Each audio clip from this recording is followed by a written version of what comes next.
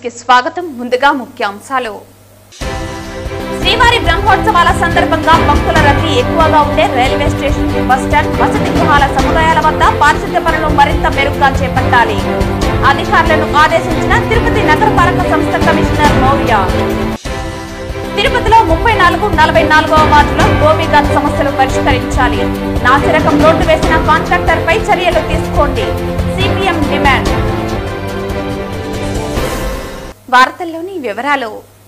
శ్రీవారి బ్రహ్మోత్సవాల సందర్భంగా భక్తుల రద్దీ ఎక్కువగా ఉండే రైల్వే స్టేషన్, బస్టాండ్, వసతి గృహాల సముదాయాల వద్ద పారిశుద్ధ్య పనులను మరింత మెరుగ్గా చేపట్టాలని తిరుపతి నగరపాలక సంస్థ కమిషనర్ మౌర్య అధికారులను ఆదేశించారు. సోమవారం ఉదయం నగరంలోని railway station, RTC bus stand, Vishnu నివాసం, వసతి సముదాయం ప్రాంతాల్లో పారిశుద్ధ్య పనులను హెల్త్, ఇంజనీరింగ్, ప్లానింగ్ అధికారులతో కలిసి కమిషనర్ పరిశీలించారు.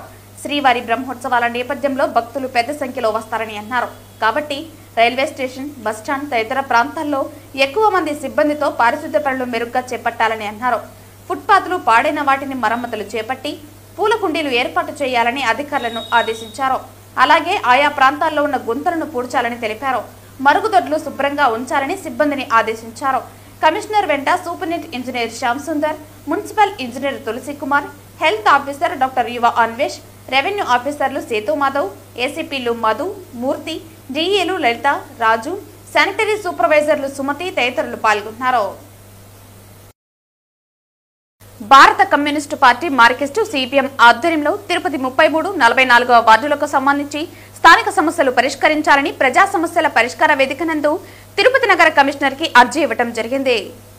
ఈ సందర్భంగా సిపిఎం జిల్లా కార్యదర్శి వందవాసి నాగరాజు, జిల్లా కమిటీ సభ్యులు సాయిలక్ష్మి, 33, 44వ వార్డు శాఖ కార్యదర్శి నరేంద్ర మాట్లాడుతూ 34వ వార్డులోని డెడ్ ఎండ్ వీధిలో రోడ్డు వేసిన సంవత్సరంలోపే రోడ్డు గుంతలు ఏర్పడి కంకర పైకి వచ్చేసి ఆ వీధిలో మనుషులు నడవడానికి కూడా ఇబ్బందికరంగా తయారైనటువంటి రోడ్డును బాగు చేయాలని, సుందరయ్య నగర్ 8, 9వ వీధిలో యూడిఎస్ డ్రైనేజ్ నిర్మించాలని, ఆ వీధిలో రోడ్లను, కాలువలను నిర్మించాలని, అదేవిధంగా 44వ వార్డులో కాలువలను శుభ్రపరచాలని, బాలాజీ దోబిఘాట్ ప్రజలు ఉతికిన బట్టలు ఆరేసుకునే ప్రదేశాన్ని శుభ్రపరచాలని, వారికి ఉన్నటువంటి అండర్ డ్రైనేజీ సమస్యలను పరిష్కరించాలని, ఆదర్శ దోబిఘాట్ సమస్యలను పరిష్కరించాలని కోరారు.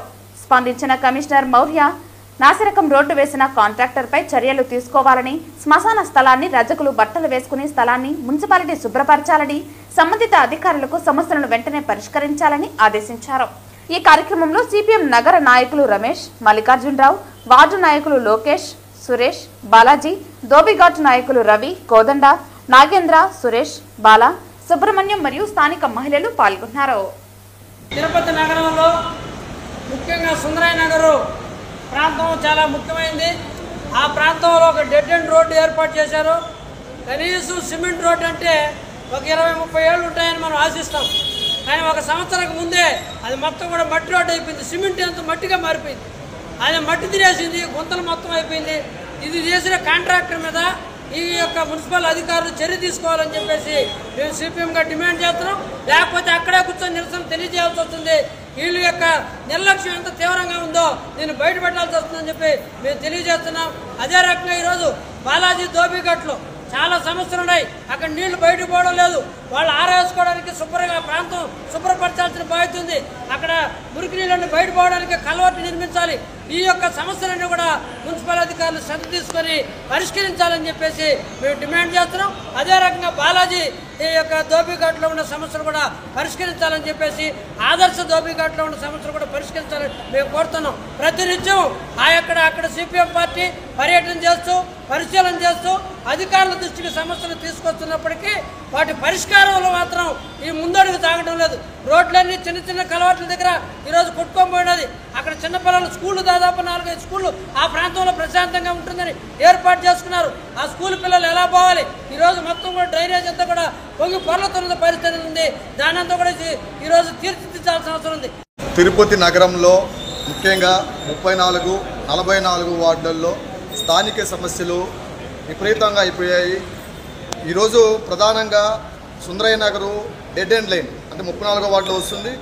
గత ఎన్నికలకు ముందు రోడ్డు కొత్తగా సిమెంట్ రోడ్డు నిర్మించడం జరిగింది. సిమెంట్ రోడ్డు వేస్తే కొన్ని సంవత్సరాల కాల పరిమితి ఉంటుంది.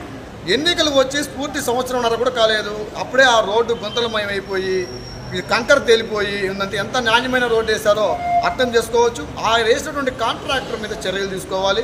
అట్లాగే బాలాజీ ధోబీ కాలనీ ప్రజలు తిరుపతి నగరాన్ని ఈరోజు జనాలందరూ కూడా మంచి మంచి కద్దరు షర్ట్లు వేసుకొని బాగా నాణ్యమైనటువంటి బట్టలతో ఆరోగ్యంగా ఉన్నారంటే అక్కడ ఉన్న బాలాజీ ధోబీ కాలనీ కానీ ఆదర్శ్ ధోబీ కాలనీ ప్రజల కష్టం వల్లే ఈరోజు తిరుపతి నగరంలో పెద్ద పెద్ద అఫీషియల్స్ పెద్ద పెద్ద ప్రజలు అందరూ కూడా ఆరోగ్యంగా ఉన్నారు అని చెప్పడానికి వాళ్ళు ఉతికేటువంటి బట్టలు అక్కడకు జీవనం గడిచినటువంటి వాళ్ళు సమస్యలు ఎక్కువైపోయాయి. ఉదాహరణకి వాళ్ళ రూముల పక్కనే కాలువ ప్రవహిస్తూ ఉంది. ఆ కాలువ డ్యామేజ్ అయిపోయి అదంతా కూడా రోడ్లోకి వచ్చేస్తూ ఉంది.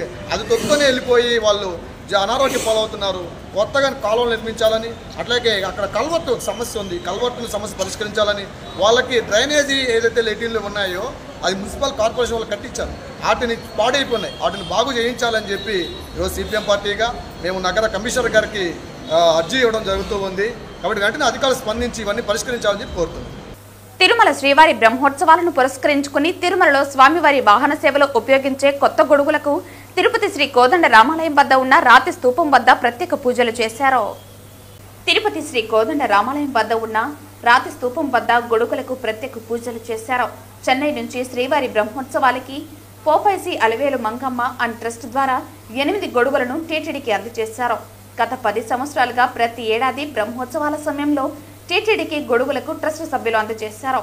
ఈ పూజాది కార్యక్రమంలో టీటీడీ మాజీ బోర్డు మెంబర్లు పోకల అశోక్ కుమార్, పసుపులేటి హరిప్రసాద్, రాయలసీమ రంగస్థలి చైర్మన్ గుండాల గోపీనాథ్ రెడ్డి, ఊకా విజయ్ కుమార్, పొనగంటి భాస్కర్, గోపాల్, సింగంశెట్టి సుబ్బరామయ్య, పోకల జనార్దన్, హనుమంతరావు, కంబాల రాము, తొండమనాటి సుబ్రహ్మణ్యం రెడ్డి తదితరులు పాల్గొన్నారు.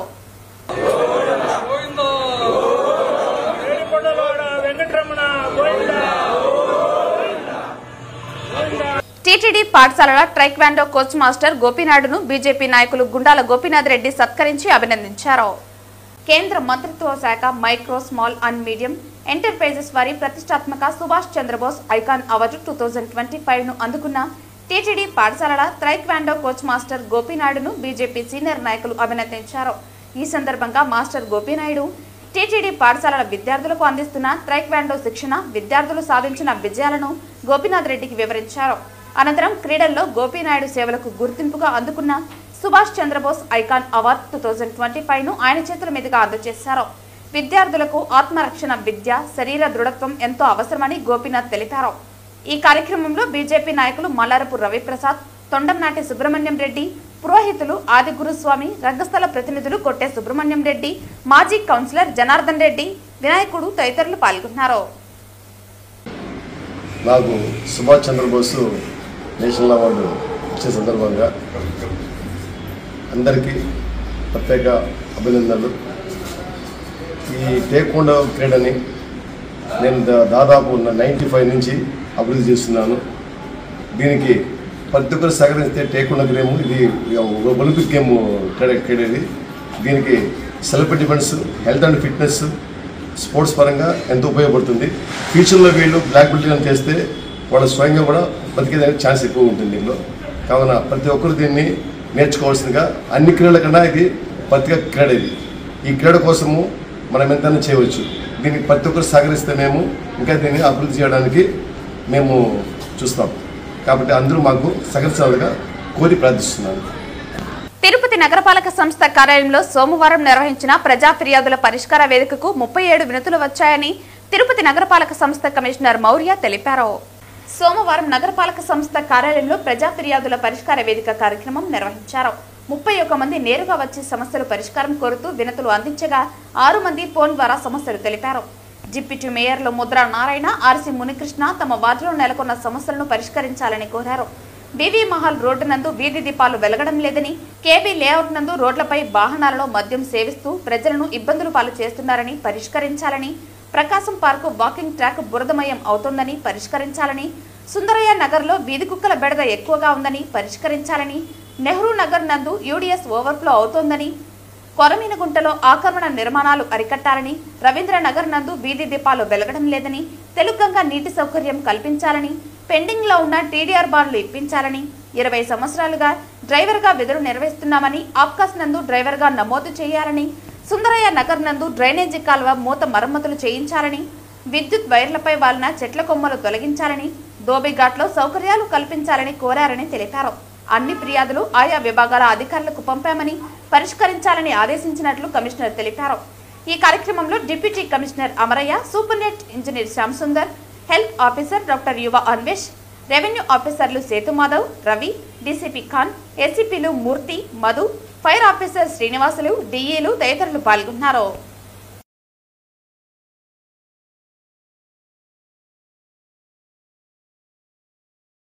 చదివింది ఇంటర్ అయినా మోసాల్లో మాత్రం ఆరితేరాడు. సెల్ ఫోన్ దుకాణం నడుపుతూ బెట్టింగ్ యాప్ తయారు చేయించుకుని యువతే లక్ష్యంగా కోట్లలో మోసాలకు పాల్పడ్డాడు. వివరాల్లోకి వెళితే చిత్తూరు జిల్లా పెద్దపంచాని మండలం రాయలపేటకు చెందిన బెస్తా నాగరాజు కుమారుడు చందు స్థానికంగా 5 ఏళ్ల కిందట చిన్న మొబైల్ దుకాణం తెరిచాడు. యువకులతో క్రికెట్ బెట్టింగ్లు కాస్తుండేవాడు. తర్వాత తానే బెట్టింగ్ యాప్ను తయారు చేయించి రాధా ఎక్స్చేంజ్ పేరుతో రాయలపేట కేంద్రంగా నిర్వహిస్తున్నాడు. యువతకు ఐడీలు ఇచ్చి యాప్లో నగదు పెట్టుబడి పెడితే రెట్టింపు అవుతుందని నమ్మబలికాడు. కొందరు ప్రభుత్వ ఉద్యోగులను సైతం ఉచ్చుల్లోకి దింపాడు. పలమనేరుకు చెందిన ఓ కానిస్టేబుల్ బెట్టింగ్ యాప్కు బానిసై అప్పుల బాధ భరించలేక ఆత్మహత్యకు యత్నించాడు. ఈ బెట్టింగ్ యాప్తో 70 లక్షలు పోగొట్టుకున్న ఇదే మండలంలోని నేలపల్లెకు చెందిన సాఫ్ట్వేర్ ఉద్యోగి ఫిర్యాదుతో పోలీసులు కేసు నమోదు చేశారు. ఈ కేసులో చందు ముందస్తు బెయిల్ తెచ్చుకున్నాడు. ఇదే యాప్లో తాను 2 లక్షలు పోగొట్టుకున్నట్లు తాజాగా రాయలపేటకు చెందిన లక్ష్మీనారాయణ ఫిర్యాదుతో పోలీసులు మరో కేసు పెట్టారు. ఈ కేసులో చందుతో పాటు 11 మంది కుటుంబ సభ్యులు, బంధువులను చేర్చారు. ఆదివారం సాయంత్రం చందును అరెస్టు చేసి కోర్టులో హాజరుపరిచినట్లు సీఐ పరశురాముడు తెలిపారు. బెట్టింగ్ యాప్ ద్వారా సంపాదించిన నగదుతో నిందితుడు బెంగళూరు, తిరుపతి, హైదరాబాద్, చిత్తూరు తదితర నగరాల్లో భవంతులు, స్థలాలు కొన్నట్లు సమాచారం. సొంత ఊరిలోనూ విలాసవంతమైన భవనం నిర్మించాడు. అందులో ఫేస్క్ సిస్టమ్ ఏర్పాటు చేసుకున్నాడు. ప్రతి గదిలోనూ ఆధునిక ఫర్నిచర్ అమర్చుకున్నాడు. బంగారు ఆభరణాలు, ఖరీదైన ల్యాప్టాప్లు, మొబైల్స్లు, 70 లక్షల ఖరీదైన ఎలక్ట్రికల్ కారు, ద్విచక్ర వాహనాలు కొన్నాడు. ఈరోజు పంజాబ్ పిఎస్లో 119/2025 క్రైమ్ నెంబర్లో లక్ష్మీనారాయణ అనే వ్యక్తి, రాయలపేటకు చెందిన వ్యక్తి, తన అకౌంట్ను చంద్రబాబు అనే వ్యక్తి బ్యాంక్ అకౌంట్ను వీనెట్ ఫైబర్ నెట్ అనే కనెక్షన్ రాయలపేట చుట్టూ బిజినెస్ చేద్దామని 2 లక్షల రూపాయల పార్ట్నర్గా ఇవ్వమని చెప్పి సుమారు 3 సంవత్సరాల నుండి ఎటువంటి దానికి సంబంధించిన ఆదాయం కానీ లావాదేవీలు కానీ తెలుపుకున్నట్లు చేసినందుకు అతని చంద్రబాబు అనే వ్యక్తిని అడగగా, చంద్రబాబు అనే వ్యక్తి నీకు సంబంధించినవి ఏమి లేవు, నువ్వు నన్ను అడగకూడదు, అడిగినా నీ కథ చూస్తానని చెప్పేసి బెదిరించినాడని చెప్పేసి ఫిర్యాదు లక్ష్మీనారాయణ చేయడం జరిగింది. దాని మేరకు 119/2025 క్రైమ్ నెంబర్ నమోదు చేసినాము.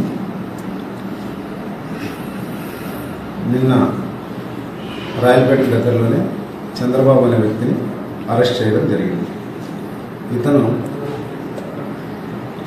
ఇతని బంధువులు మరియు స్నేహితులు మరియు తెలిసిన వ్యక్తులకు సంబంధించి బ్యాంక్ అకౌంట్లు ఓపెన్ చేసి వారికి సంబంధించిన ఏటీఎం కార్డులు మరియు ఫోన్పే కూడా ఇతని లింక్ ఇప్పించుకొని ఆ అకౌంట్లలో డబ్బులు ట్రాన్సాక్షన్ జరుపుతూ ఆన్లైన్ రాధే ఎక్స్చేంజ్ అనే క్రికెట్ బెట్టింగ్ యాప్ ద్వారా ఆ అకౌంట్లో ట్రాన్సాక్షన్ జరుపుతూ చాలామందిని మోసగించినాడని తెలిసింది. మనకు 119/2025 పంజాబ్ పిఎస్ క్రైమ్ నెంబర్లో ఈ చంద్రబాబు అనే వ్యక్తి లక్ష్మీనారాయణను 2 లక్షల రూపాయల పెట్టుబడి సుమారు 3 సంవత్సరాల నుంచి ఏమి ఇవ్వకున్నట్లు మరియు అదేవిధంగా లక్ష్మీనారాయణకు సంబంధించిన అకౌంట్ ఇండస్ఇండ్ బ్యాంకులో తీసుకొని అతనే ఫోన్పే నంబర్ కనెక్షన్ ఇచ్చుకొని సుమారు 1 కోటి రూపాయల వరకు ట్రాన్సాక్షన్ జరిపినాడని, క్రికెట్ బెట్టింగ్కి సంబంధించిన లావాదేవీలు జరిపినాడని చెప్పేసి అతన్ని మోసగించిన ఫిర్యాదు మేరకు ఇతన్ని చంద్రబాబు అరెస్ట్ చేయడం జరిగింది. చంద్రబాబు పైన ఇంతకుముందు 2023 సంవత్సరంలో పలమనేరు పోలీస్ స్టేషన్లో 264/2024 క్రైమ్ నెంబర్లో ఇతను ముద్దాయి. అది కేసు కూడా ట్రయల్లో ఉంది. అదేవిధంగా 15/2025లో కూడా పంజాబ్ పోలీస్ స్టేషన్లో ఇతని పైన కేసు, ఇతని కుటుంబ సభ్యులపైన కేసు నమోదైంది. ఇప్పుడు మరో క్రైమ్ నెంబర్ 119/2025లో కూడా ఇతను ముద్దాయి. ఇతని ఇందులో ముద్దాయి అయినందున రిమాండ్కు పంపడమైంది. లక్ష్మీనారాయణ సార్, నాది రాయలపేటలో నేను కేబుల్ పెట్టుకున్నాను. కలెక్షన్కి అనేసి చంద్రబాబు అని మొబైల్ షాప్ పెట్టుకుని అక్కడికి పోయినాను సార్. అక్కడికి పోతే ఇంటర్నెట్ గురించి మాట్లాడినాడు, కలిసి చేద్దామనేసి చెప్పినాడు సార్. దానికి పార్ట్నర్షిప్ చేద్దామన్నాడు. నేను 2 లక్షలు పెట్టాను, అతను 1 లక్ష రూపాయలు ఎగేసినాడు సార్. ఎగేసి ఇద్దరు కలిసి పెట్టినాము. Dish account separate, net account separate అని చెప్పేసి అకౌంట్ చేయించుకున్నాడు సార్. నా అకౌంట్ చేయించుకొని మొబైల్ నెంబర్ అతనిదే ఇచ్చినాడు. నాకేమీ తెలియకుండా, నాకు ఆ అకౌంట్ ఏ సంబంధమే లేకుండా నాకు తెలియకుండా వాడినాడు. దానికి బెట్టింగ్కి వాడేసి దాంట్లో 2 లక్షల రూపాయలు, 1 కోటి రూపాయల దగ్గర ట్రాన్సాక్షన్ చేసినాడు సార్. ఇప్పుడు నాకు అది ఏమీ తెలియదు. నాకు దాని గురించి ఏదో న్యాయం చేయాలనేసి వచ్చినాను సార్ నేను. వార్తలు ముగించే ముందు ముఖ్యాంశాలు మరోసారి. శ్రీవారి బ్రహ్మోత్సవాల సందర్భంగా భక్తుల రద్దీ ఎక్కువగా ఉండే రైల్వే స్టేషన్, బస్టాండ్, వసతి గృహాల సముదాయాల వద్ద పారిశుద్ధ్య పనులు మరింత మెరుగ్గా చేపట్టాలి. అధికారులను ఆదేశించిన తిరుపతి నగరపాలక సంస్థ కమిషనర్ నోవియా. తిరుపతిలో 34, 44వ వార్డులో గోపీఘాట్ సమస్యలు పరిష్కరించాలి. నాసిరకం రోడ్డు వేసిన కాంట్రాక్టర్ పై చర్యలు తీసుకోండి. CPM demand. ఈ వార్తలు ఇంతటితో సమాప్తం. తిరిగి వార్తల్లో మళ్ళీ కలుద్దాం. అంతవరకు సెలవు. నమస్కారం.